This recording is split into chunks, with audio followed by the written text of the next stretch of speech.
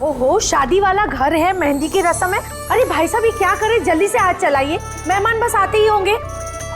Aunty जी, आप बिना वजह इतनी टेंशन ले रही है? शादी वाला घर है और मेरी बेटी की शादी है, टेंशन तो होगी ही ना। मैं उसकी बेस्ट फ्रेंड हूँ ना, मैं उसका पूरा ध्यान रखूंगी। तू जल्दी से जा, उसे तेरी जरूरत हो। अरे भाई साहब, वो उधर नहीं, इधर रखवाई। हाँ।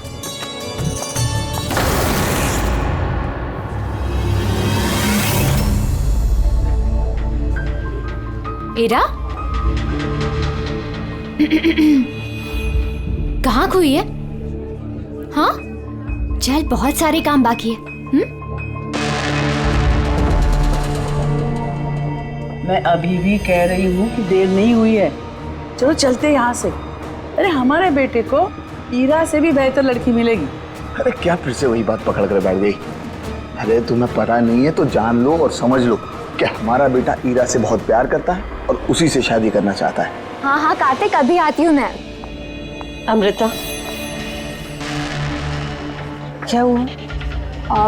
तुम्हारे भाई का कॉल है, कुछ काम है, अभी आती हूँ। और सुन, मेहंदी है तेरे फेस पे ना, थोड़ी स्माइल रख।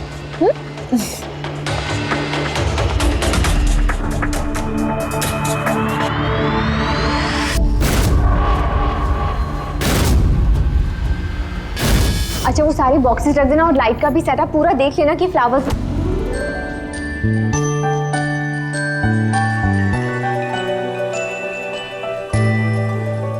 क्या बात है, बड़ी प्यारी लग रही हो आज। कहीं ऐसा तो नहीं कि दूल्हे का दिल ही तुम पर आ जाए? वेरी फनी लड़े।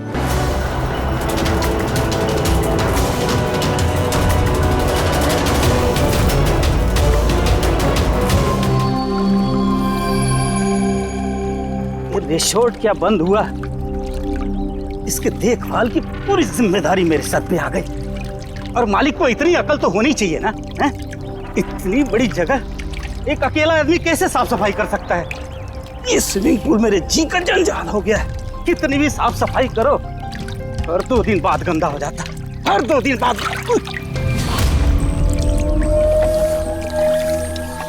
अरे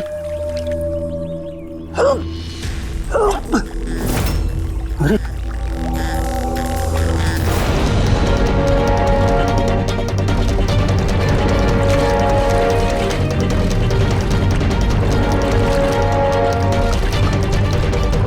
देखो बबलू, अगर तुमने कुछ नहीं किया है तो तुम्हें डरने की जरूरत नहीं है। सीआईडी कभी किसी निर्दोष को कुछ नहीं करती, समझे? लगता लाश काफी देर से पानी में थी। हाँ भैया, लगता है 12 घंटे से ऊपर ही हो गए। कहीं भी कोई चोट का निशान है नहीं बॉस, सिवाय इस गर्दन पे। यहाँ पर ये कुछ अजीब से धब्बे हैं। गला घोट के मारा है। प्राइमा फेसी तो ऐसा ही लगता है। ये रिसोर्ट की चाबी तुम्हारे पास रहती है? नहीं सर, मालिक के पास भी है ना। तुम जरा गेट दिखाओ। पंकज, देखो जरा अच्छी तरह से चेक करो, देखो कुछ मिलता है क्या।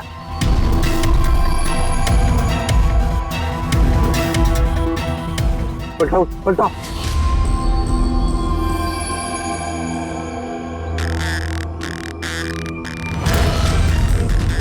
सर, ये तो टैक्सी की पर्ची है सर। इसने कल रात डोमेस्टिक एयरपोर्ट से टैक्सी पकड़ी थी। पंकज, इस लाश की फोटो निकालकर एयरपोर्ट सिक्योरिटी को दिखाओ और इसकी पहचान करवाओ।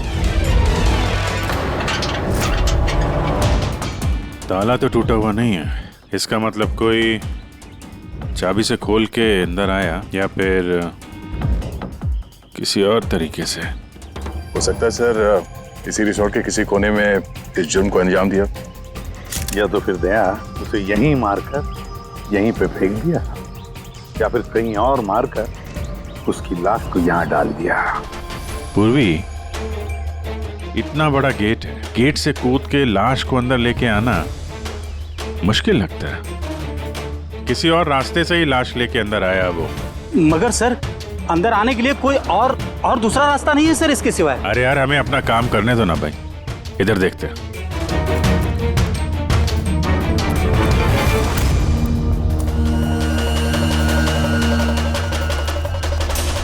ये देखो पूर्वी, यहाँ पे दीवार टूटी हुई है, जरूर यहीं से आया होगा वो खूनी। फिर तो सर यहाँ पे कोई सुराग मिल सकता है?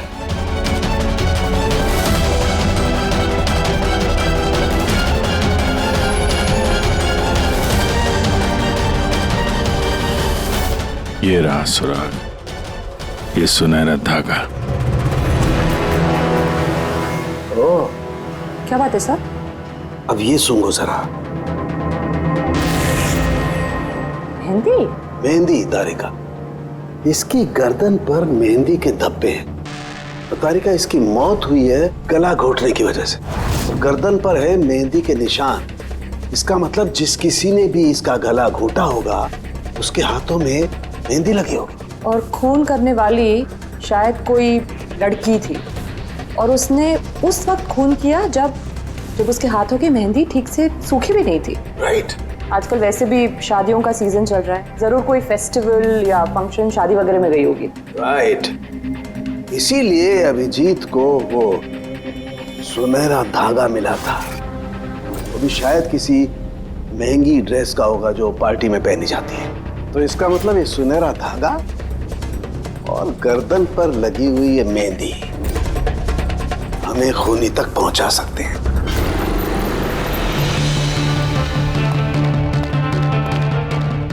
सर, ये प्रीति है, शहर की जानी मानी मेहंदी एक्सपर्ट। देखो प्रीति, हम ये चाहते हैं कि तुम इस लाश को देखो, तो इसके गले पे ये जो मेहंदी लगी हुई है ना, मेहंदी के निशान भी है, उनके बारे में हमें पूरी जानकारी दे। डोंट वरी, आप डरिए मत, हम सब आपके साथ हैं। मैडम, एक खूनी बाहर आजाद घूम रहा है, आप प्लीज थोड़ी हिम्मत कीजिए, प्लीज। आइए। हमें लगता है किसी ने मेहंदी वाले हाथों से इसका गला दबाया। जरा देखिए आप। और थोड़ी सी मेहंदी इनके बालों पे भी लग गई है, सर के पीछे। मेहंदी का टेक्सचर खराब हो चुका है, पर इतना पता चल रहा है कि ये मेहंदी हाथों से लगाई गई है। हाथों से? जी सर, अक्सर लोग अलग अलग डिजाइन बनाने के लिए स्टेंसिल्स का इस्तेमाल करते हैं। तो ये डिजाइन स्टेंसिल से नहीं, हाथों से बनाया गया। जी सर। अच्छा, आप प्लीज 1 मिनट यहाँ आ सकती हैं?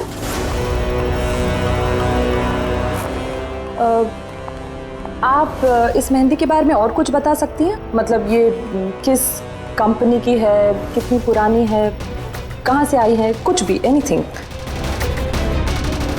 सर, मेहंदी के कलर, टेक्सचर और स्मेल से पता चलता है कि ये मेहंदी किसी कमर्शियल कंपनी की तो नहीं है, ये जरूर किसी ने घर पर ही बनाई है। तो मतलब लोग अक्सर घर में बनाई हुई मेहंदी को ही इस्तेमाल करते हैं? जी सर, क्योंकि वो केमिकल फ्री होती है। ये बात। ऐसे तो शहर में बहुत सारे लोग होंगे जो घर में मेहंदी बनाते हैं। मेहंदी के जरिए उन्हें ट्रेस करना तो काफी टाइम लग जाएगा सर। सर, सर विक्टिम का पता चल गया। कौन है ये? सर, इसका नाम दीपेन है, दिल्ली में रहता था और मैंने लोकल पुलिस को फोन करके बोल दिया कि फैमिली को खबर दे दे। गुड। प्रीति जी, जरा देखिए और कुछ पता चलता है क्या इसके बारे में?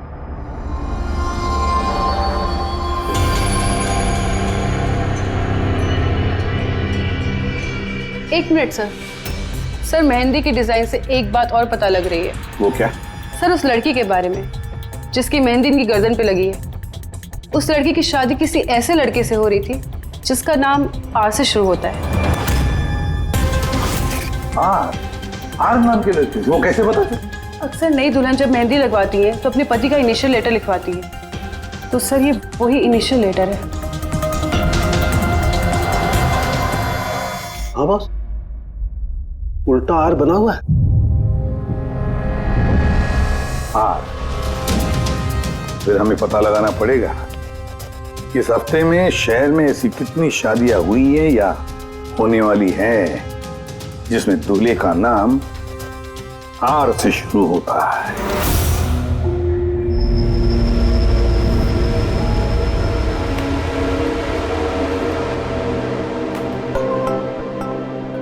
कमाल है सर, इस हफ्ते पूरे 120 लोगों की शादी है। एक टाइम पे इतनी सारी शादियां? हाँ पंकज, आजकल शादियों का अच्छा मुहूर्त निकला हुआ है।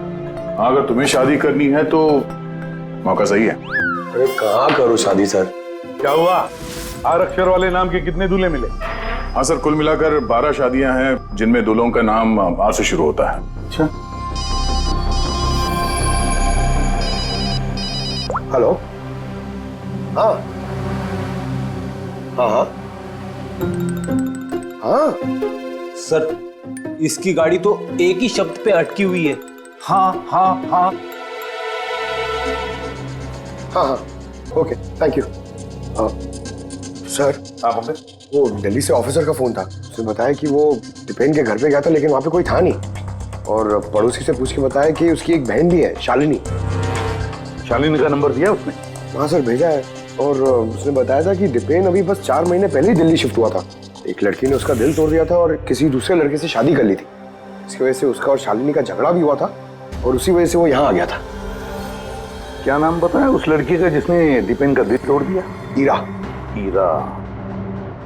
सर, हो सकता है कल रात ये दीपेन ईरा की शादी रुकवाने के लिए आया हो और ईरा ने उसे ही मार दिया। अच्छा, इन वेडिंग कार्ड्स में ईरा नाम के किसी लड़की का कार्ड है?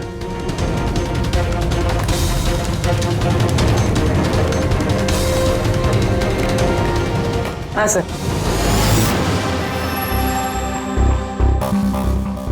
ईरा वेड्स रोहित, ये देख। ये लो, ईरा वेड्स रोहित, और वो भी शादी आज ही है। जरा इस शादी में जाकर देखो, देखो दुल्हन की मेहंदी का रंग कैसे चढ़ा है। आप लोग सीआईडी से हैं तो कुछ भी मनमानी करेंगे? कानून के नाम पर किसी की शादी के रोकने का अधिकार किसने दिया आपको? जी नहीं, हम यहाँ किसी की शादी रोकने नहीं आए, हम सिर्फ अपनी तहकीकात पूरी करने आए हैं।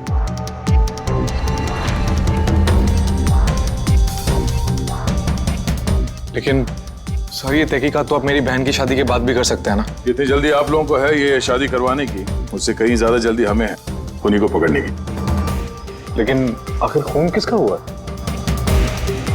इसे पहचानते हैं आप लोग?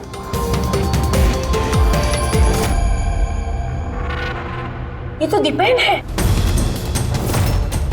मतलब पहचानते हैं? कैसे? सर, एक्चुअली वो दीपेन मेरी बहन से प्यार करता था, लेकिन कुछ वक्त पहले उन दोनों का रिश्ता टूट गया। मैंने कहा था ना वापस चलते, लेकिन मेरी सुनता कौन है। देखा, अब तो सीआईडी भी आ गए। पता नहीं कौन सी मनहूस गड़ी थी जब इनके साथ रिश्ता जोड़ा। दीपेन के गर्दन पे हमें कुछ मेहंदी के निशान मिले हैं और हमें शक है कि वो निशान ईरा के हाथों से आए हैं।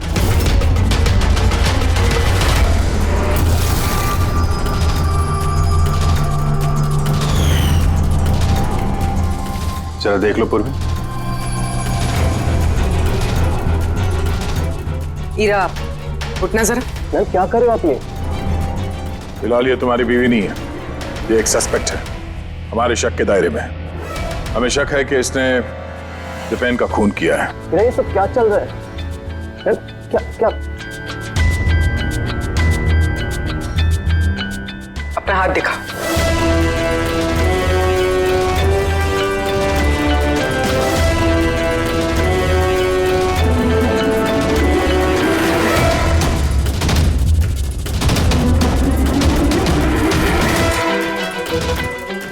सर, मेहंदी तो बिल्कुल ठीक है। अरे तो फिर दीपेन के गले पे जो मेहंदी के निशान थे वो किसके हाथों से थे? वो भी जरा इनका घूंघट उठाना। सर,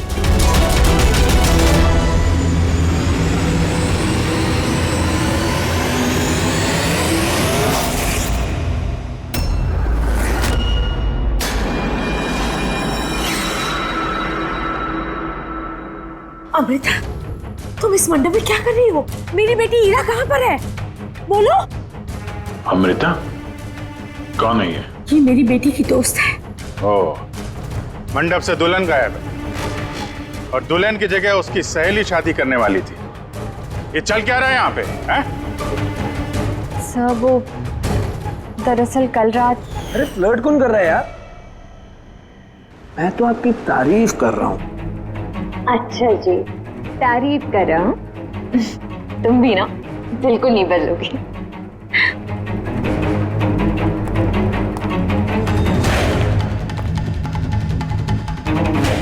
यार वो मुसीबत है। अमृता, अमृता सुनो। कार्तिक, क्या हुआ? वो मैंने अभी दीपेन को देखा, वो इरा को घींचते हुए लेके जा रहा था। दीपेन? हाँ। उसकी इतनी हिम्मत कहाँ है वो? उस साइड। चलो।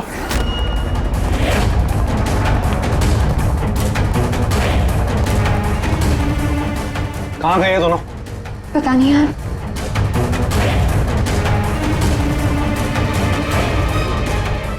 तो ईरा का फोन है। तो मिले नहीं वो? नहीं सर, वो लोग नहीं मिले। तो दीपेन यहाँ पे आया था और हीरा को जबरदस्ती ले गया, किडनैप करके। सब किडनैप तो नहीं कह सकते, मगर किडनैप नहीं कह सकते मतलब?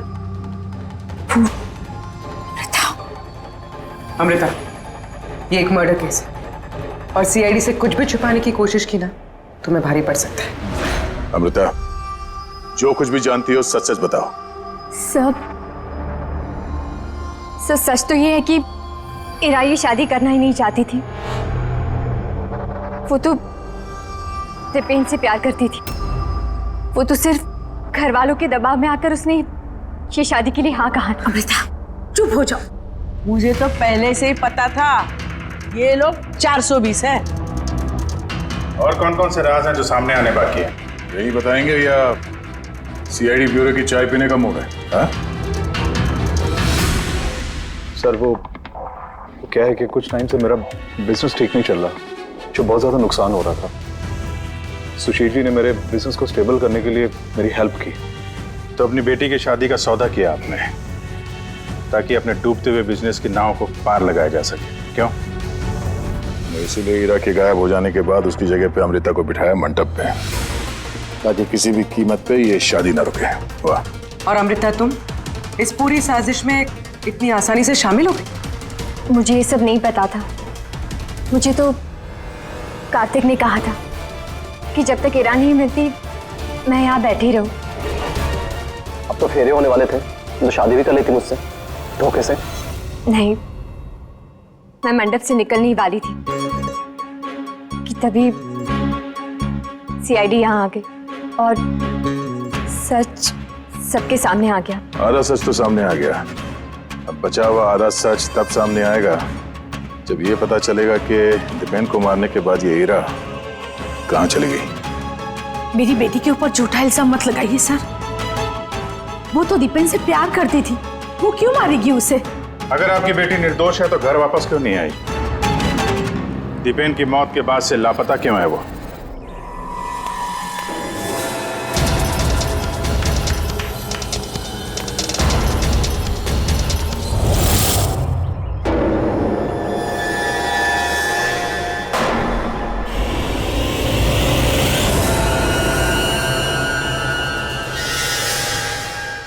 देखो बॉस, हीरा ने अपने मेहंदी वाले हाथों से दीपेन का गला जरूर पकड़ा होगा, लेकिन दीपेन की मौत हीरा के हाथों से नहीं हुई।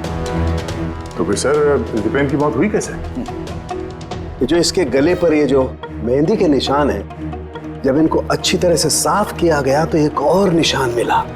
ये देखो, ये और ये निशान है किसी रस्सी का। इसकी वजह से दीपेन की मौत हुई है। मतलब दीपेन की मौत रस्सी से गला घोटने की वजह से हुई है। लेकिन अगर हीरा ने खून नहीं किया तो फिर हीरा है कहाँ? कहीं ऐसा तो नहीं कि उसे भी नुकसान पहुंचा दिया गया हो? सर, एक बात समझ में नहीं आ रही है। अगर ईरा ने खून नहीं किया तो फिर किसने किया? ये खून शायद हीरा के घर वालों में से किसी ने किया है। वैसे तो दीपेन की मौजूदगी से वो लोग खुश नहीं थे। हो सकता है दीपेन की वजह से शादी में रुकावट आ जाए, इसलिए दीपेन का खून कर दिया। सर, हीरा के फोन से पता चला है कि उसके गायब होने से 3 घंटे पहले उसे दीपेन की बहन शालिनी का फोन आया था। वो दिल्ली से बॉम्बे तो आ गई है, लेकिन वो फोन नहीं उठा रही। शालिनी का फोन ट्रैक करो, देखे तो सही है कहां पर वो रहता है। वो सुनहरा धागा किसका हो सकता है?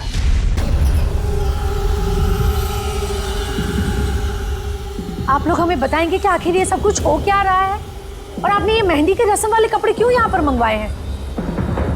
देखिए, हमें कुछ सुनहरे धागे मिले हैं क्राइम सीन पे से, और वो सुनहरे धागे जिसके कपड़ों के साथ मैच हो जाएंगे, खूनी वही है।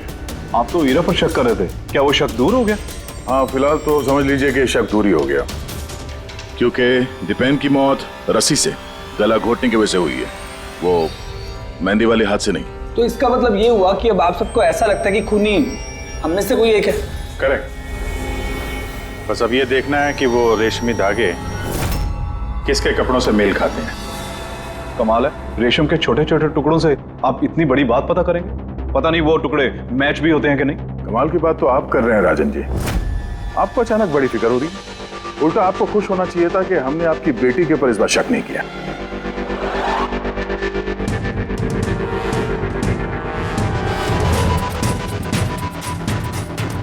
सर, ये सुनहरा धागा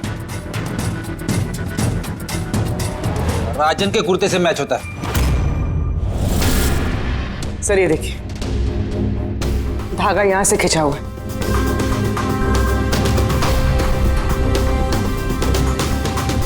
मैं बताता हूँ आपको, उस रात मैंने देखा था दीपेन और ईरा को एक साथ। तुम्हें क्यों नहीं समझ में आ रहा कि मैं तुम्हारे बिना नहीं जी सकता? नहीं जी सकता मैं तुम्हारे बिना, और तुम मेरे बिना किसी और से शादी कैसे कर सकती हो? जब मैं नीचे पहुंचा तो वो दोनों जा चुके थे, और दीपेन का एड्रेस ईरा की पुरानी चिट्ठी से मुझे मिला, और हम उसके घर पहुंच गए।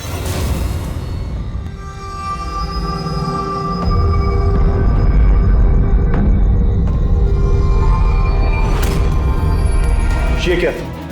दीपेन यहां पर? हीरा, हीरा, हीरा, हीरा, हीरा, हीरा बेटा।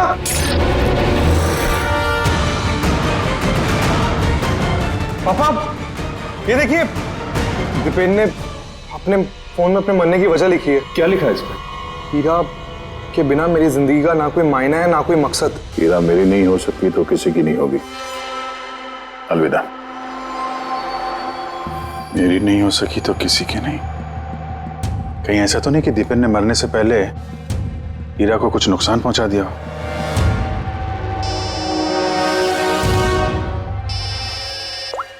हाँ पंकज। हाँ, दीपेन की बहन शालिनी का मोबाइल फोन ट्रैक हो गया।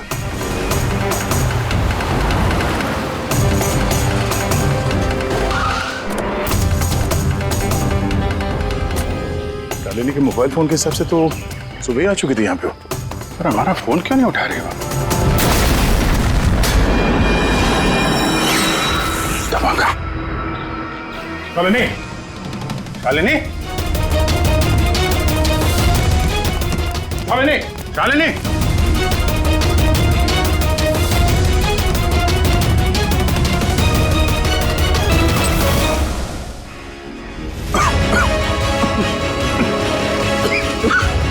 शालिनी,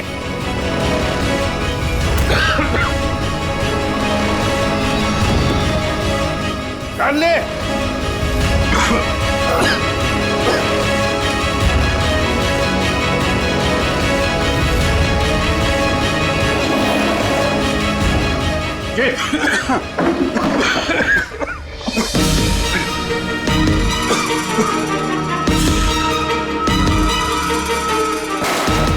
जी संभाल के।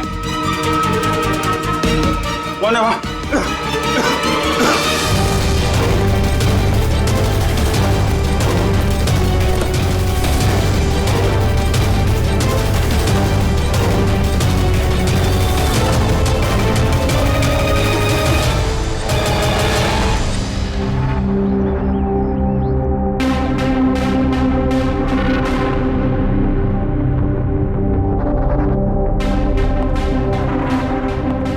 हाँ अभिजीत, देख ठीक हो दोनों?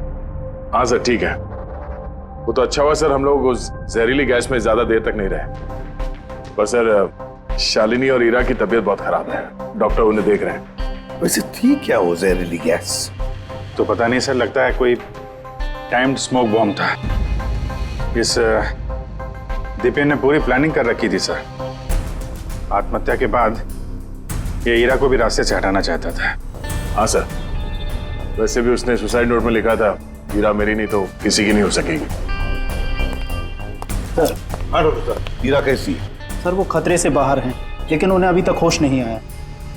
अच्छा, और Shalini? I am sorry sir, हम उन्हें बचा नहीं पाए।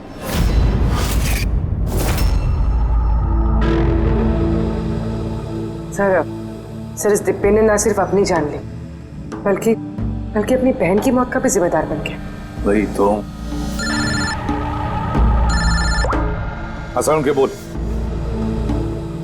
अच्छा, तो ठीक है, हम आते हैं। क्या हो सर? सरण के बता रहा था दीपेन ने आत्महत्या नहीं की।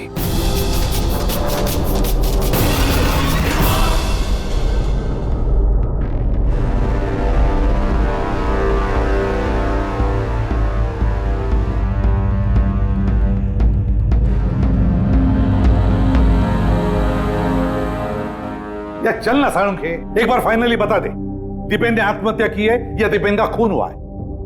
भाई मैं जानता हूं तुम लोग बहुत बुरी तरह से इरिटेट हो रहे हो। तुम्हें लगता है सालू की एक बात कर ही नहीं रहा। कभी कहता है कि ईरा ने दीपेन की हत्या की है, कभी कहता है कि दीपेन की हत्या ईरा ने नहीं की, कभी कहता है कि दीपेन ने आत्महत्या की है, कभी कहता है कि आत्महत्या नहीं की है। पर मैं क्या करूं भाई, इस केस में सबूत बहुत धीरे धीरे हाथ में लग रहे हैं। अरे सर, जो सबूत सामने आए वो तो बताइए ना। देखो बॉस, जब किसी इंसान को फांसी के फंदे पर लटकाया जाता है तो जब रस्सी खींची जाती है उसकी सांस टूटने लगती है और इंसान सांस लेने के लिए फड़फड़ाता है, उसकी गर्दन हिलती है और गर्दन इसी हिलने डुलने में कस जाती है और उसकी गर्दन के पीछे फांसी के फंदे की गांठ का निशान आ जाता है।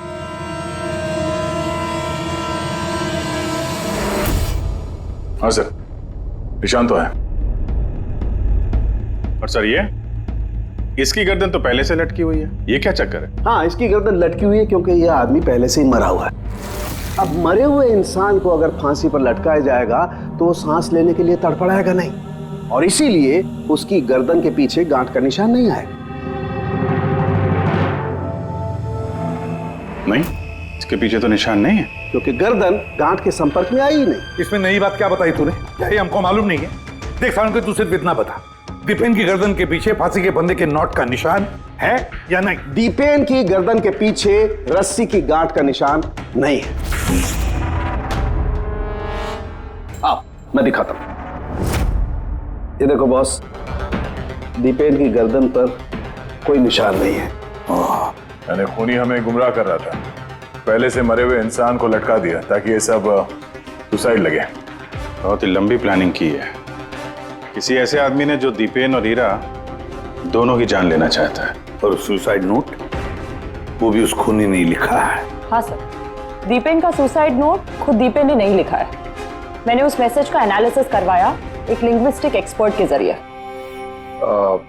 डॉक्टर तारिका, ये लिंग्विस्टिक एक्सपर्ट क्या होता है? स्टाइलोमेट्री नाम की एक कला होती है।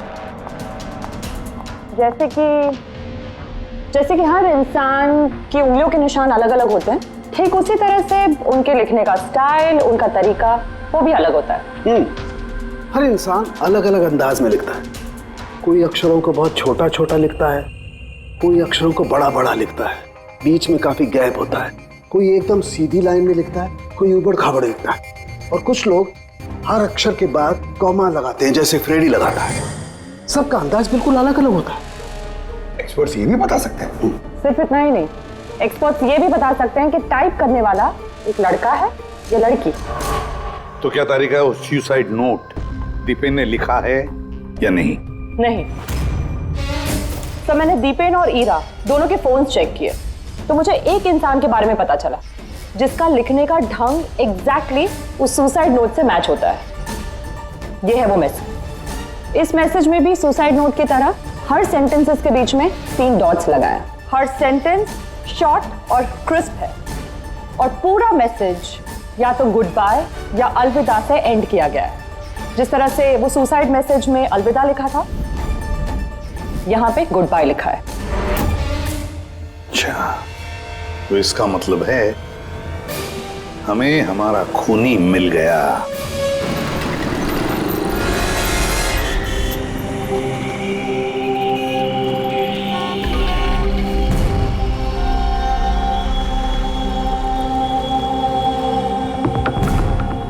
दे रहा हूं धमकी, क्या कर लेगा?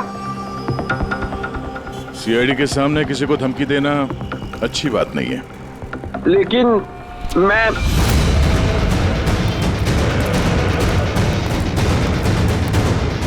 रुक। अरे अरे अरे अरे ललित जी, कहाँ भाग रहे हो भाई? पहले ये तो बताते जाओ कि दीपेन का खून क्यों किया? ये आप क्या कह रहे हैं?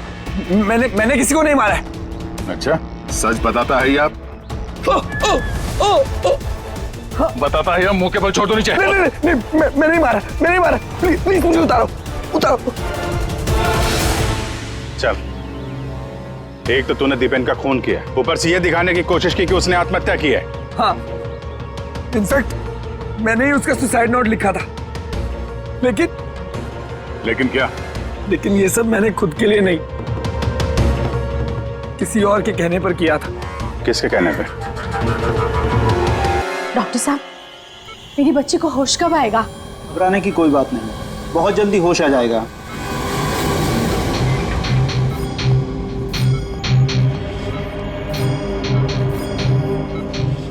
ललित,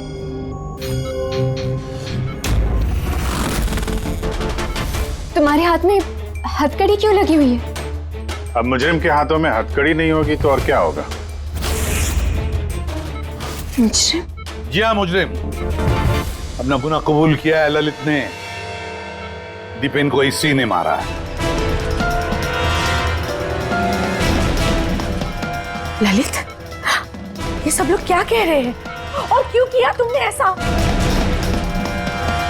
देखा सर, हैरान होने की कितनी अच्छी एक्टिंग कर रहे हैं ये लोग। जबकि सच ये है कि ललित को खून करने के लिए कहने वाला असली गुनहगार यहाँ इसी कमरे में मौजूद है।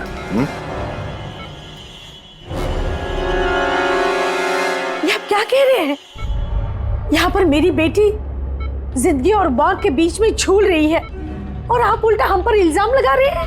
नहीं, ये कोई जिंदगी और मौत के बीच में नहीं झूल रही है, बल्कि सच और झूठ के बीच में झूल रही है। ये बेहोश नहीं है, सब ड्रामा है।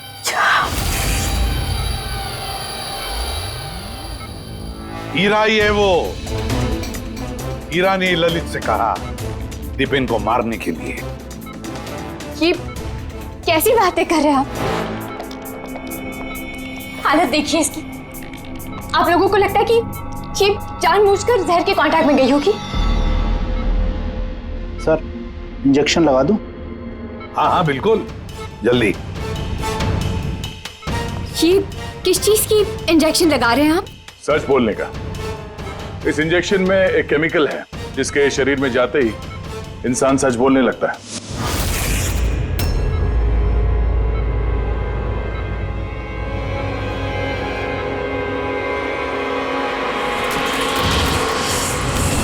नहीं, हटिए। हीरा, रुक जाओ हीरा। इसका मतलब कि सीआईडी वाले सच बोल रहे हैं। अब झूठ बोल के कोई फायदा नहीं। ये ललित ने तुम्हारी पोल खोल दी। ये क्या किया ललित? खुद फंस रहे थे इसलिए साथ साथ मुझे भी फंसा दिया। हीरा, यही तो कसमें खाई थी ना हमने प्यार में कि हम एक साथ जिएंगे और एक साथ ही मरेंगे। क्या तुम दोनों एक दूसरे से प्यार करते हो? ये कब हो? हीरा, तुम तो दीपेन को चाहती थी। फिर ललित से प्यार करने लगी, और ये सब इसने अपनी शादी तोड़ने के लिए किया है। मगर फिर किस्मत से हीरा को शालिनी का कॉल आया कि दीपेन हीरा की शादी रुकवाने के लिए आया है। और फिर हीरा ने बड़ा प्लान बनाया। दीपेन के कंधे पर बंदूक रख के चलाई इसने गोली। और हमने सोचा कि पहले हम दीपेन को मार देंगे,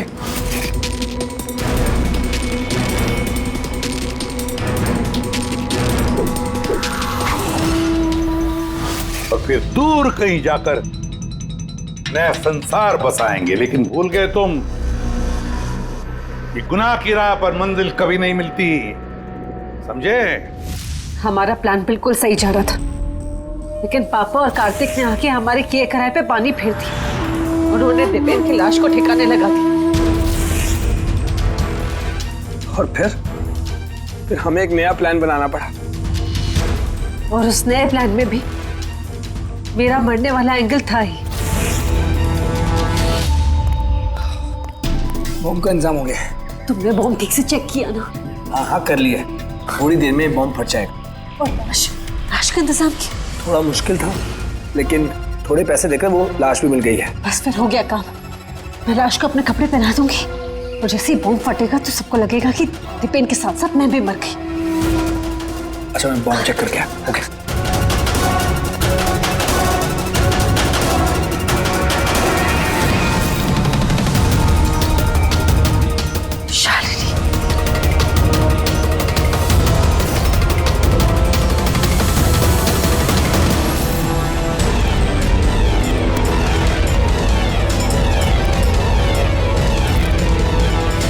और इसके लिए तुमने शालिनी की भी जान ले ली। तो और क्या करते, सब देख लिया था उसने, कोई चारा नहीं था। मगर एक बात समझ में नहीं आई, जहरीली गैस का इस्तेमाल क्यों किया? जहरीली गैस से शक्ल तो नहीं बदल जाती उस मुर्दा घर वाली लाश का? हाँ? तो तुमने ये क्यों मान लिया कि हम उसे तुम्हारी लाश समझ लेंगे? हम जहरीली गैस का इस्तेमाल नहीं करने वाले थे, हम उस घर को बॉम्ब से उड़ाने वाले थे। लेकिन ये ललित पता नहीं गलती से कौन सा बॉम्ब लाया जो फटा ही नहीं, खुश हो गया। अब इससे पहले एक नए बॉम्ब का इस्तेमाल करते, हमने आप लोगों की गाड़ी की आने की आवाज सुनी और फिर प्लान को चेंज करना पड़ा। और ये मुझे बांधकर वही चला गया ताकि सबको लगे कि जो मैंने नहीं किया बल्कि मेरे साथ हुआ है। और फिर मैं घर के दूसरे कोने में जाकर छिप गया जहां पर गैस नहीं थी, और फिर मैं वहां से जान बचाकर भाग गया। हम चाहते थे कि आप लोगों को लगे कि ये सब किया धरा दीपेन का है। उसने खुद तो आत्महत्या कर ली, लेकिन ईरा को मारने में नाकामयाब रहा। जिंदगी साथ साथ गुजारने के लिए एक नहीं, दो नहीं, तीन प्लान्स बनाए और 2 मासूम लोगों की जानें भी ले ली। अब जेल की सलाखों के पीछे साथ साथ प्लान्स बनाते रहना, फांसी के फंदे से बचने के लिए।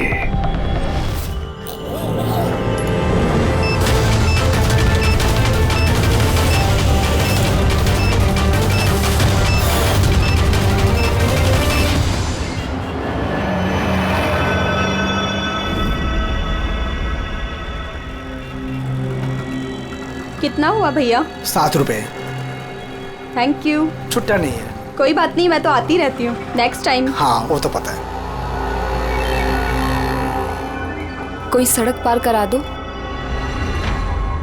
सड़क पार करनी है। आ जाइए, मैं आपको पार करवा देती हूँ, संभाल के। भगवान तुम्हारा भला करे, नहीं तो आज के जमाने में कौन किसकी मदद करता है। अब इतना भी कुछ नहीं कर दिया मैंने। 1 मिनट। हाँ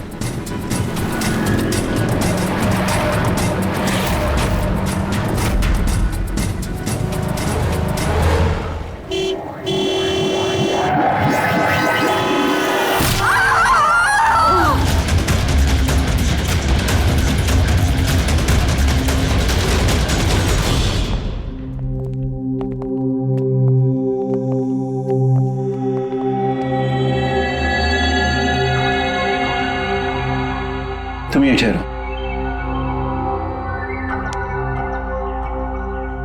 आओ।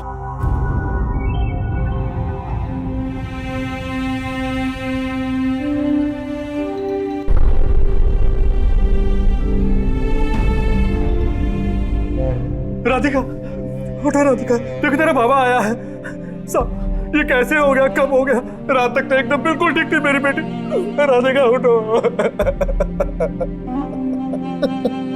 राधिका उठो बेटी, उठो। हम बाहर हैं। राधिका, राधिका उठो, देखो देखो मैं आया। राधिका उठो।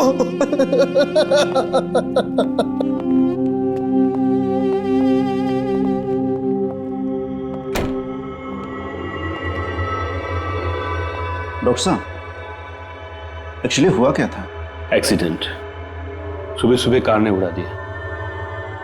जब तक लोग उसे यहां लेके आते मर चुकी थी।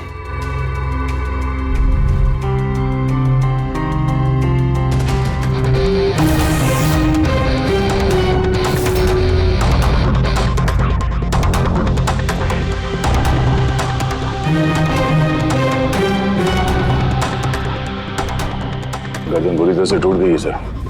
कातिल ने कोई मौका नहीं दिया। सर केवल 10 मिनट के लिए मैंने इसको अकेला यहाँ छोड़ा था। पता नहीं वो क्या गया 10 मिनट में सर। खूनी का कोई सुराग? नहीं सर, हम लोग तो बाहर ही थे सर। दरवाजा भी बंद था। न कोई अंदर से बाहर गया, न कोई बाहर से अंदर आया। ये कैसे हो सकता है? मान लिया कि खूनी अंदर यहाँ चुप कर बैठा था, तो फिर वो ये सब करके बाहर गया कैसे? और वो भी 10 मिनट के अंदर अंदर। नहीं नहीं नहीं, एक बात बताओ, पूरे यकीन के साथ कह सकते हो तुम कि लाशों के अलावा अंदर कोई भी नहीं था?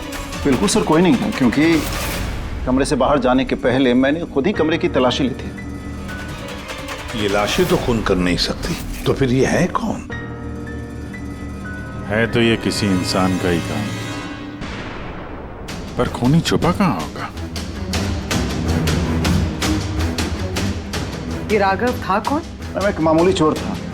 कल रात से ये लॉकअप में था। एक्सीडेंट में इसकी लड़की की मौत हो गई थी, इसलिए इसको यहाँ लेकर आया था। दे।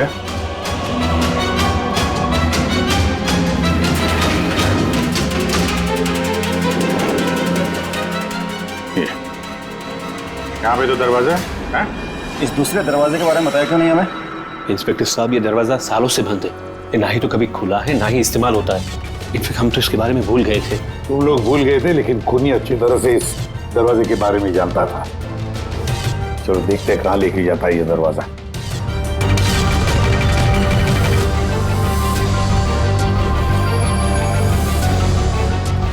सर ये जगह तो सचमुच काफी दिनों से बंद लगती है।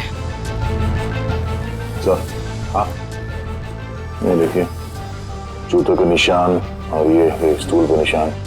लगता है कोई यहाँ पे बैठा हुआ था।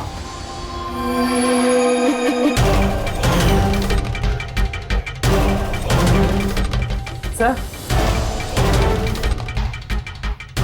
हाँ सर इस तरफ एक रास्ता जाता है।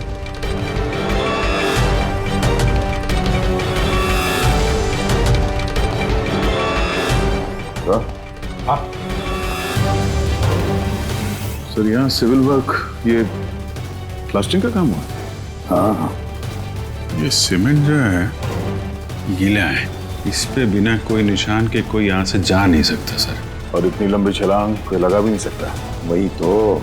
सर ये भी तो हो सकता है कि कातिल ने किसी और रास्ते का इस्तेमाल किया। हाँ, पर कहाँ से? सर दरवाजा।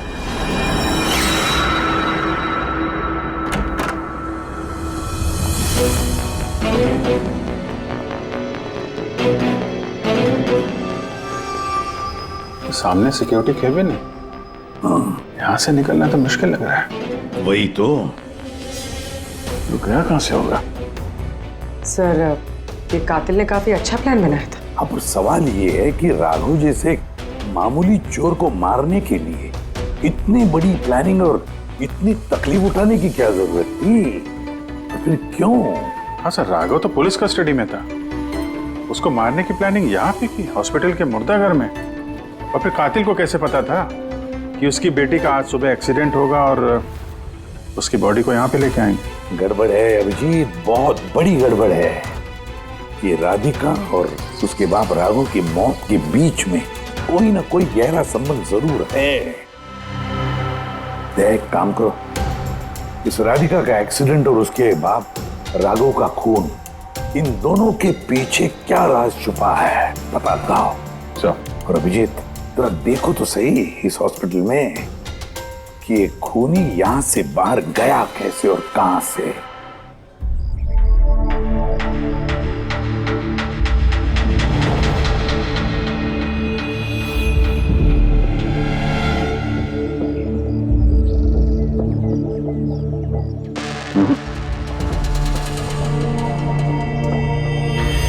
इस खिड़की से कातिल कूद के बाहर आया हो, ऐसा तो लग नहीं रहा है। हाँ सर, क्योंकि यहाँ पर मट्टी तो गीली, अगर यहाँ से कूद कर बाहर आएगा तो कोई निशान होता, कुछ होता।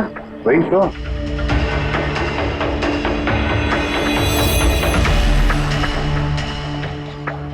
वहां मॉक रूम के बाहर सीमेंट गीला है, वहां पे कोई निशान नहीं है। यही एक रास्ता है जहां से बाहर आ सकता है। यहाँ से वो बाहर आया नहीं तो फिर गया कहाँ से? पर सर, एक जीता जागता इंसान इस तरह हवा में गायब तो नहीं हो सकता। करेक्ट। जीता जागता इंसान नहीं हो सकता पूर्वी, लेकिन मुर्दा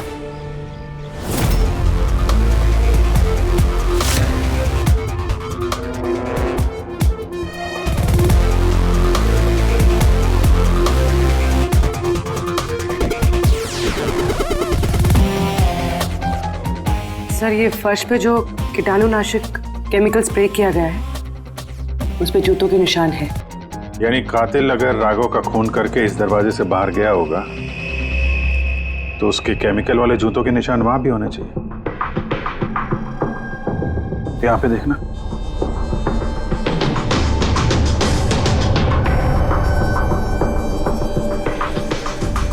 सर, यहाँ पर जूतों के निशान तो है, लेकिन हमारे ही जूतों के निशान है ये जो प्लास्टिक कवर्स हमने पहन रखे हैं। इनके अलावा और कोई निशान नहीं है। दूसरे कोई निशान नहीं ना। करेक्ट, वैसा ही है जैसा मैंने सोचा था। सर, आप कहना क्या चाहते हैं? यही कि कातिल इस दरवाजे से बाहर नहीं गया है। सर, कातिल इस दरवाजे से बाहर नहीं गया, मेन डोर से बाहर नहीं गया, तो फिर बाहर गया कहाँ से? कातिल इस कमरे से बाहर नहीं गया है। ये कैसे हो सकता है सर? राघव की मौत के बाद ये कमरा मैंने चेक किया था। अगर राघव के अलावा यहाँ कोई और था तो ये सिर्फ 8 लाशें। Exactly my point. 8 लाशें थी ना यहाँ पे, 8। सर, आप कहना क्या चाहते हैं? राघव का खून किसी लाश ने किया है? हो सकता है। उन 8 लाशों में यहाँ पे सिर्फ 5 बची हैं। 3 लाशें उनके परिवार वाले लेके गए।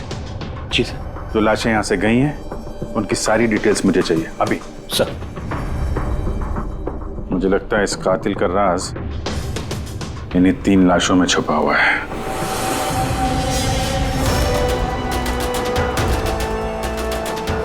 वो एक्सीडेंट यहां पे हुआ था। उस चाय वाले से पूछते हैं, शायद उसने कुछ देखा हो। भाई साहब, आज सुबह यहाँ पे एक एक्सीडेंट हुआ था, कुछ बता सकते हो उसके बारे में? साहब, वो यहाँ पास में ही काम करती थी। उसका हर रोज हमारी दुकान पे चाय पीना फिक्स था। आज भी वो चाय पी के यहाँ से निकली ही थी कि ये एक्सीडेंट हो गया। साहब, कुछ समझ में नहीं आया कि वो कार कहाँ से आई और कैसे उसे उड़ा दी। गाड़ी का नंबर देखा आपने? सब कुछ इतना जल्दी हो गया कि नंबर नहीं देख पाया। अच्छा, कौन सी गाड़ी थी वो देखा था? सफेद कलर की बड़ी सी गाड़ी थी।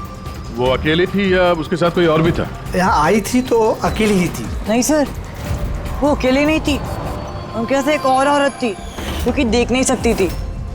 और राधिका दीदी है ना, उन्हें रोड क्रॉस करा रही थी जब उनका एक्सीडेंट हुआ। वो औरत देख नहीं सकती थी? तो उसे भी चोट लगी? कहाँ गई वो तो पता नहीं सर, एक्सीडेंट के बाद ही वो गायब हो गई। सर, मुझे ऐसा लगा कि वो नाटक कर रही थी। पहले तो ठीक ठाक ही खड़ी थी, फिर दीदी को देख के उसने मदद मांगी।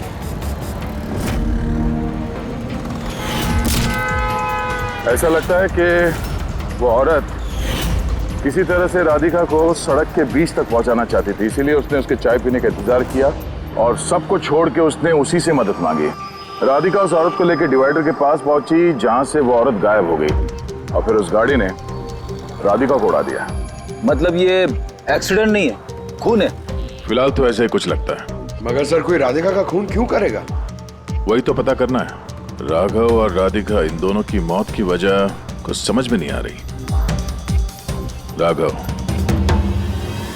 एक मिनट, ये राघव जेल में था और वहां उसे कोई मार नहीं सकता था, और राधिका को मार के राघव को वहां भेज दिया जहां उसकी हत्या की तैयारी कर रखी थी, मॉर्ग। एग्जैक्टली। लेकिन सर, राघव तो एक मामूली सा चोर है, उसे मारने के लिए इतनी बड़ी प्लानिंग? फ्रेडी, जरूर इस मामूली चोर के पास कुछ ऐसा था जो मामूली नहीं था। कल यहाँ ड्यूटी पे कौन था? मैं था सर, और मेरे साथ में ये 2 कांस्टेबल्स। हमें राघव की पूरी जानकारी चाहिए। वैसे ये बताइए कि उसे किस जुर्म के लिए गिरफ्तार किया था? हमने उसको गिरफ्तार नहीं किया था, बल्कि कल रात को खुद यहाँ आया था। खुद यहाँ आया था? हमने उसको गिरफ्तार नहीं किया था, बल्कि कल रात को खुद यहाँ आया था। खुद यहाँ आया था?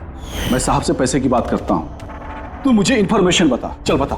नहीं, अब अपन बड़े साहब को ही बताएगा। ये बता साहब का है। अरे तुझे बताना यार। नहीं, साहब को ही बताएगा। खुशहाल, क्या बहसबाजी चल रही है ये? सलाम साहब। राघव, तू यहाँ क्या कर रहा है? साहब, राघव बोल रहा है कि बहुत बड़ी इंफॉर्मेशन लाया है। अच्छा, ठीक है, ले लो इससे इंफॉर्मेशन। साहब लेकिन ये कीमत मांग रहा है।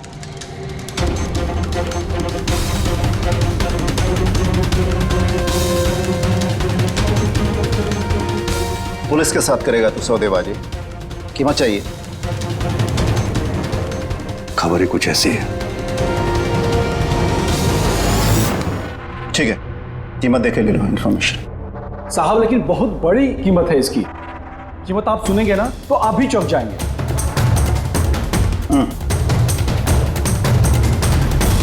बता, क्या कीमत है तुम्हारी इंफॉर्मेशन की?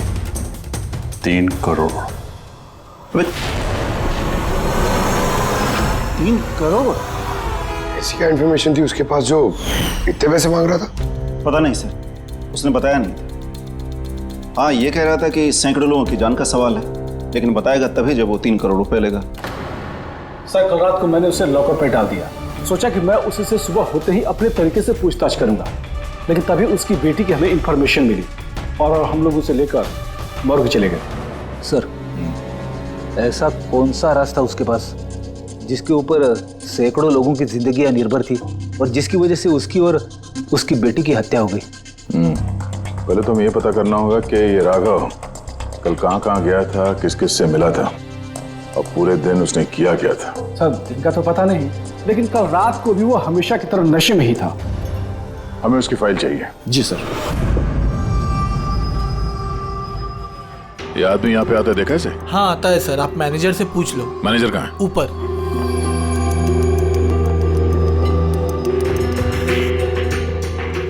मैनेजर? वो रहे मैनेजर। हम लोग सीआईडी से हैं। ये आदमी कल रात यहाँ पे आया था? साहब, ये तो राघव है, ये यहाँ हमेशा आता रहता है। ये आदमी कल रात यहाँ पे आया था क्या? हाँ साहब, कल रात ही आया था और कल करीब 11 बजे तक वो यहीं था। बर्ताव कैसा था उसका? हमेशा की तरह परेशान था साहब। परेशान था? कुछ बताया किस बात को लेकर परेशान है वो? जुआ खेल खेल के कर्जे में डूबा हुआ था साहब। हमारे यहाँ पे भी 5000 की उधारी है। कल ही उसको बोला अगर पुराने पैसे नहीं दिए तो इधर कुछ खाने पीने को नहीं मिलेगा। तो उसने क्या बोला? बोला चुका देगा। कोई नया काम करने वाला था। नया काम? कौन सा काम? वो नहीं बताया साहब। ठीक है, थैंक यू। सर, ये राघव वैसा कौन सा काम करने वाला था जिससे उसके सारे कर्जे चुक जाते? और पुलिस स्टेशन में जाके बोल रहा था कि उसके पास एक खास इंफॉर्मेशन है। 3 करोड़ मांग रहा था उसके। जो भी हुआ है राघव के यहाँ से निकलने के बाद और पुलिस स्टेशन पहुंचने से पहले हुआ है। पता करते हैं कि राघव यहाँ से निकलने के बाद कहाँ गया था।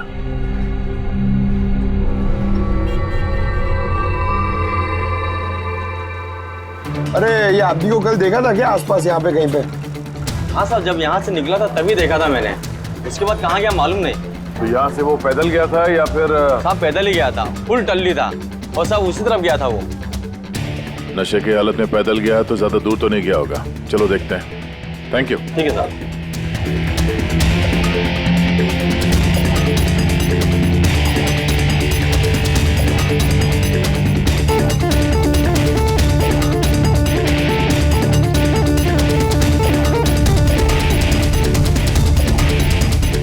देखा इसे? हाँ साहब, देखा है। आगे वाली जो गली है ना, उसी में आता जाता रहता है।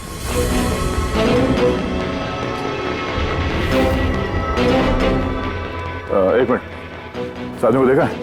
ये तो शिवा का रिश्तेदार है। कल रात नशे की हालत में जोर जोर से दरवाजा पीट रहा था और शिवा शिवा चिल्ला रहा था। पूरे मोहल्ले को जगा दिया साहब। ये शिवा कहाँ रहता? कहाँ सर? 3-4 घर आगे में लेफ्ट साइड में हरे रंग का दीवार है, वही उसका घर है।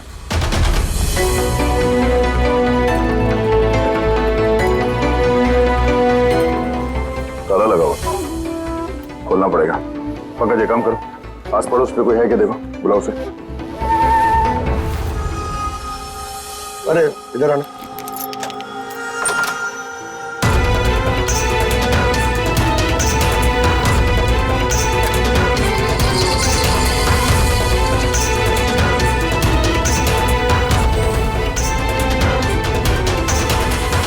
ऐसा लगता है घर खाली करके भाग गया हो यहाँ से।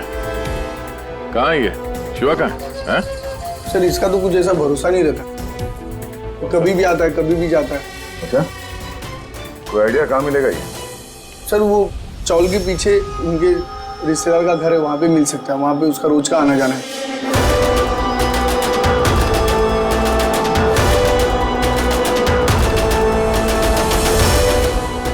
ये घर है।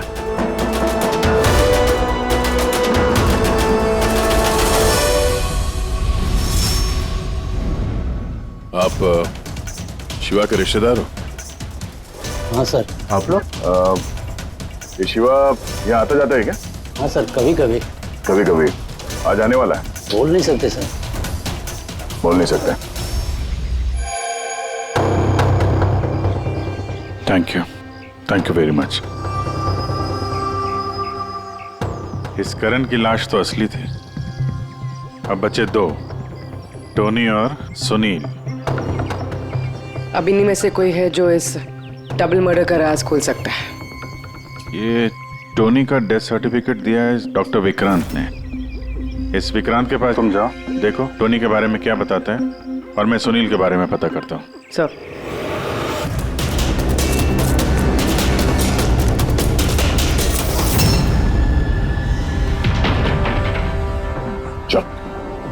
साहब आप लोग मेरे पीछे क्यों पड़े?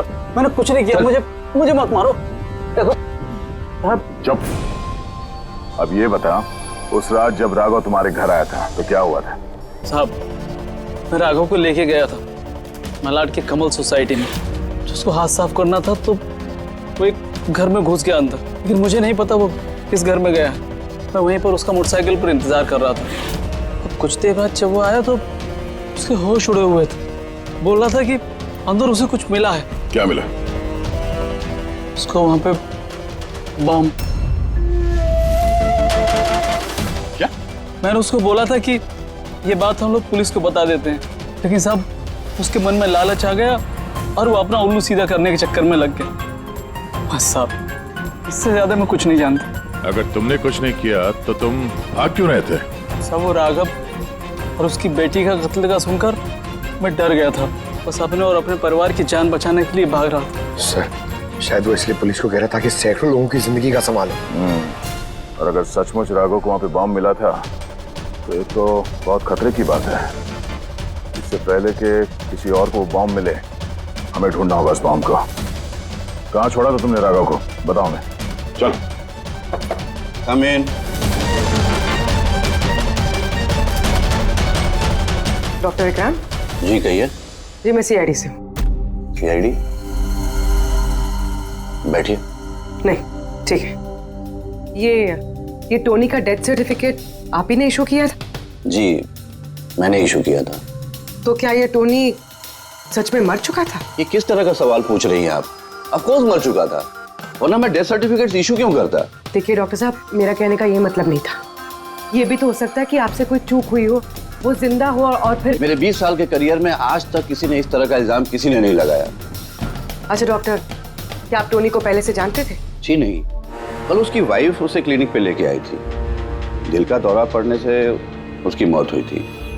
हाँ मैडम, ये सच है, हमारी तरफ से कोई चूक नहीं हुई है। मैं कोई नौसिखिया डॉक्टर नहीं हूँ, 20 साल का तजुर्बा है मेरा। इंग्लैंड मेडिकल कॉलेज से मैंने डिग्री हासिल की है। आप समझ रही हैं? England medical college. और आप मेरी काबिलियत पर शक कर रही हैं। क्या मुझे जिंदा और मुर्दे में फर्क नहीं पता? I am so sorry doctor साहब, मेरा ये कहने का मतलब नहीं था। अच्छा आप ये बताइए, उस लाश को लेकर कहाँ गए? कब्रिस्तान ले गए होंगे, और कहाँ जाएंगे। थैंक्स।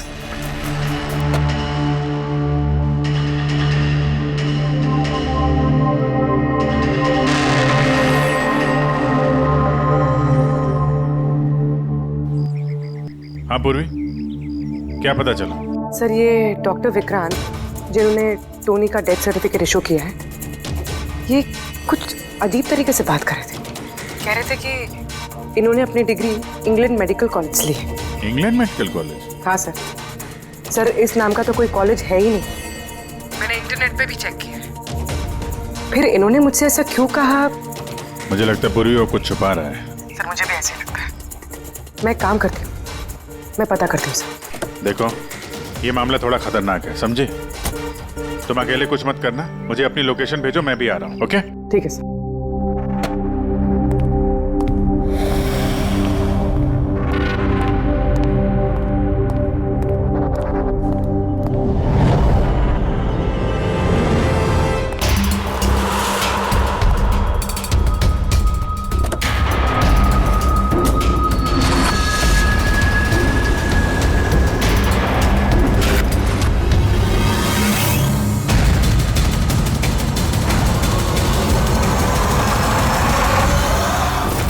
शिवा ने कहा कि उसने राघव को यहीं छोड़ा था।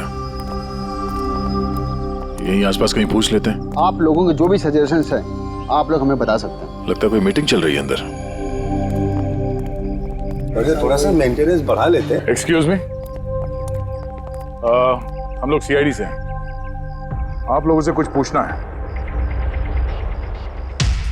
राघव नाम है इसका, आप में से किसी ने इसे देखा है? जी नहीं सर। कल रात आप में से किसी के घर में चोरी हुई थी? Well I don't think so. पर आप लोग एग्जैक्टली क्या ढूंढ रहे हैं? देखिए हमें पक्की खबर मिली है कि इस आदमी ने आप लोगों में से किसी एक के घर में चोरी की। सर अगर हमेशा किसी के घर में चोरी हुई होती तो क्या हमें पता नहीं होता? पता चलता, मगर आप लोग अगर झूठ बोलेंगे तो हमें पता नहीं चलेगा, इसलिए हमें आप सब लोगों के घर की तलाशी लेनी होगी। Nitin ji, let's cooperate with the CID. Sir आपको तलाशी लेनी है, आप ले लीजिए तलाशी, हमें कोई प्रॉब्लम नहीं है। ठीक है, लगता है तलाशी लेने का कोई फायदा नहीं है, बॉम्ब यहाँ से हटा दिया गया होगा। अब तक तो बॉम्ब टारगेट पे भी पहुंच गया होगा। पक्का इनमें से कोई ना कोई झूठ बोल रहा है।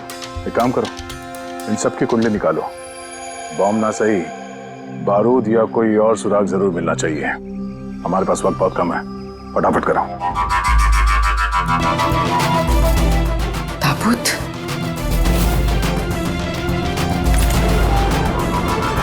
ये धोनी की लाश यहाँ पर।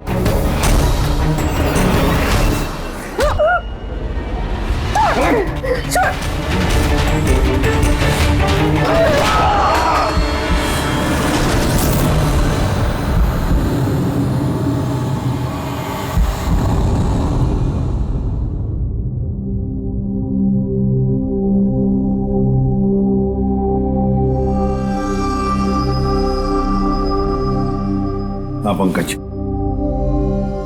सर बॉम्ब का कुछ पता ही नहीं चल रहा सर। जितने भी लोगों पर हमें शक है ना, उन सबकी कुंडली अच्छी तरह से चेक करो, अच्छी तरह से। हाँ दे, मिलता है कुछ राघव के बारे में? सर उसके केस फाइल से तो नहीं, पर पुलिस डेटाबेस से मिला है सर। अच्छा।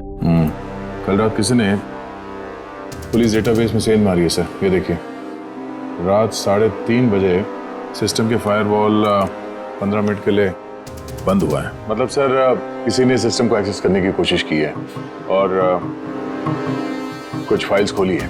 कौन सी फाइल्स? राघव के फिंगरप्रिंट्स है। राघव के फिंगरप्रिंट्स? राघव के फिंगरप्रिंट्स? पर क्यों? इसका तो एक ही मतलब हो सकता है दया, कि जो भी कोई है राघव को जानता नहीं था, इसलिए उसे जो राघव के फिंगरप्रिंट्स मिले थे उस बॉम्ब वाले घर में, वो फिंगरप्रिंट्स उसने पुलिस की डाटाबेस को हैक करके उसके फिंगरप्रिंट के साथ मैच करके देखा। राघव के बारे में उसे पूरी जानकारी मिली होगी, राघव दिखता कैसे, राघव करता क्या है। वहीं पे उसे पता चला कि राघव जेल में सड़ रहा है।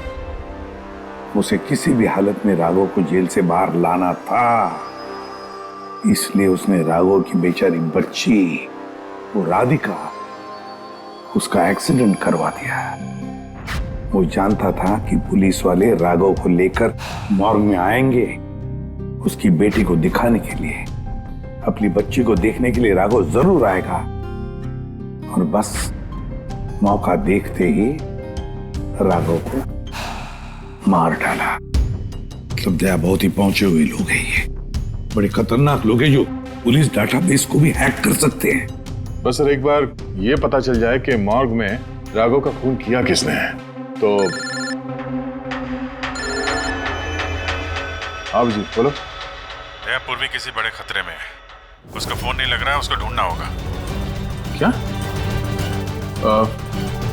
ठीक है, हम लोग उसका मोबाइल ट्रैक करके पहुंचते हैं। Okay okay. या क्या हुआ? पूर्वी खतरे में है सर।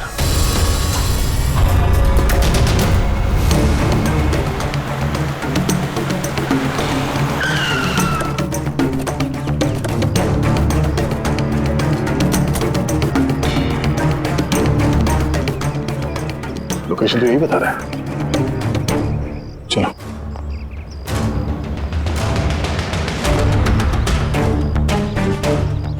सर दरवाजा तो खुला है।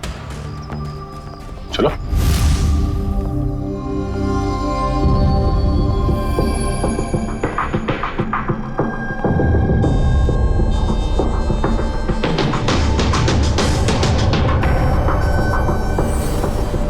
हाँ तो कोई भी नहीं है।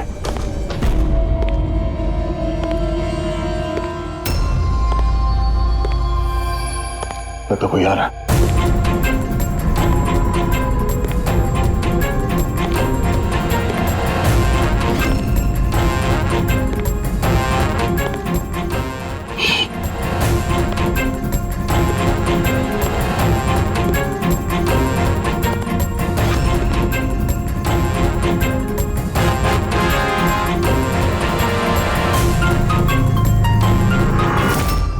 जी तू?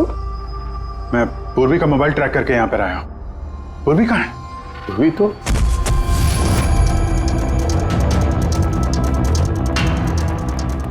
पूर्वी? Oh no.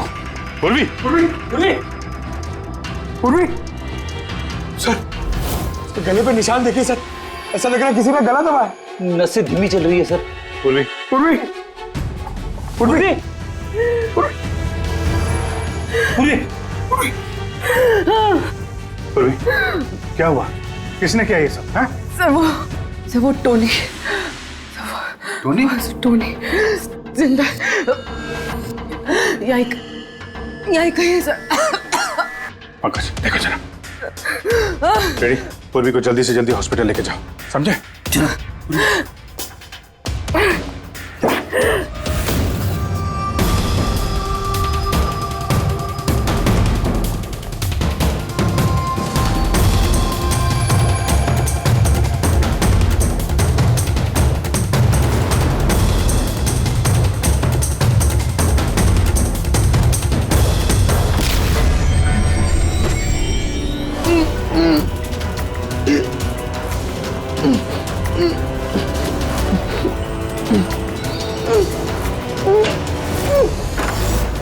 मेरे पति। घबराइए मत, हम लोग सीआईडी से हैं। संभाल के।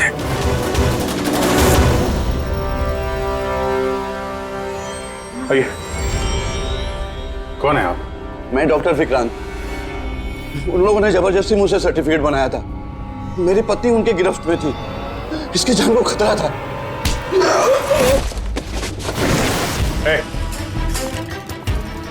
क्या चक्कर है ये सब? है? अभी तक तो लाश झूठी थी, अगर जल्दी मुंह नहीं खोला ना तुम दोनों को जिंदा दफन कर दूंगा।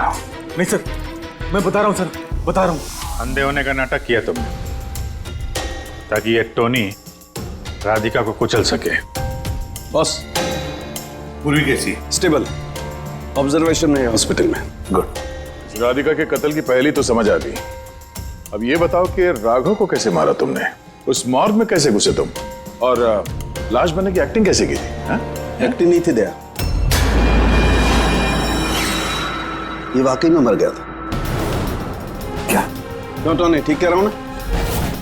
पहले तुम मर गए, फिर जिंदा होकर के तुमने राघव का खून कर दिया, राइट? ये तू क्या कह रहा है? पहले जिंदा था, फिर मर गया, फिर जिंदा हो गया। मैं ठीक कह रहा हूं बस। पूर्वी का गला दबाते वक्त इसके हाथों से कुछ केमिकल्स पूर्वी की गर्दन पे लग गए। मैंने उन्हें टेस्ट किया, वो एक किस्म का टॉक्सिन है जो बहुत ही रेयर, दुर्लभ समुद्री मछली के अंदर पाया जाता है। ये समुद्री मछली अपनी जान बचाने के लिए इस टॉक्सिन का इस्तेमाल करती है। ऐसा लगता है जैसे मछली कुछ देर के लिए मर गई है, इसलिए बच जाती है। इसने भी उसी टॉक्सिन का इस्तेमाल किया, ये भी कुछ देर के लिए मर गया। और ये टॉक्सिन इतना कमाल का होता है कि कोई इसे पकड़ नहीं सकता है। आपकी हार्ट बीट्स एकदम खत्म हो जाती है, लगता है जैसे इंसान वाकई में मर गया। यही इसने किया, पहले मरा और फिर बाद में जिंदा होकर के इसने राघव का खून कर दिया। क्यों? करेक्ट? करेक्ट है सर। तुमने उन दोनों को मारा क्यों? मुझे पैसे मिले थे सर, इंटरनेट से किसी ने मुझे हायर किया था राघव और राधिका को मारने के लिए। बॉम्ब कहाँ है? बॉम्ब कहाँ है मुझे नहीं पता सर। किसने हायर किया था तुम्हें? मैं उससे पहले कभी नहीं मिला सर। उसने मुझे एक बिल्डिंग की रेकी करने को कहा था जिसे वो उड़ाना चाहता है। कौन सी building? DT pharma company limited.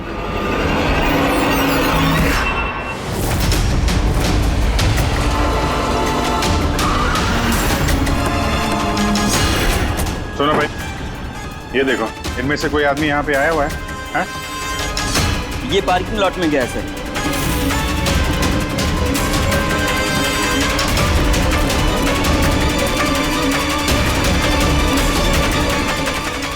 Sir, ये पार्किंग लॉट तो बहुत बड़ा है सर। बॉम्ब ढूंढते ढूंढते तो घंटों लग जाएंगे।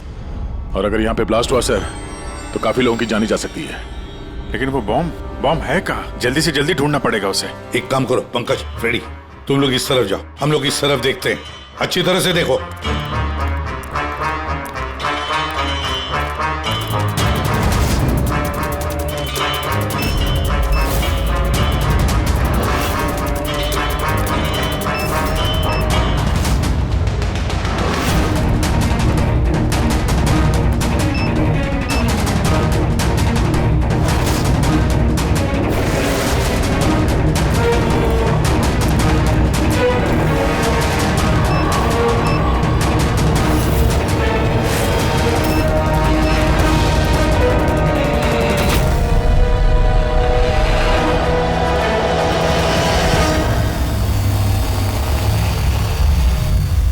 नितिन,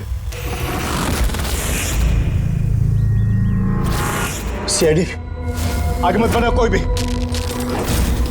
ठीक है बता दूंगा, नहीं छोड़ूंगा मैं। नितिन, पकड़ो।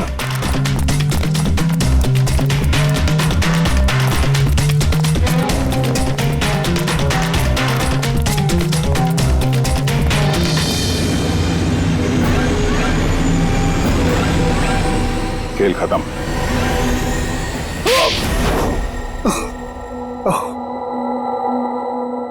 बताओ नितिन, क्यों उड़ाना चाहते थे बॉम्ब से इस बिल्डिंग को? बिल्डिंग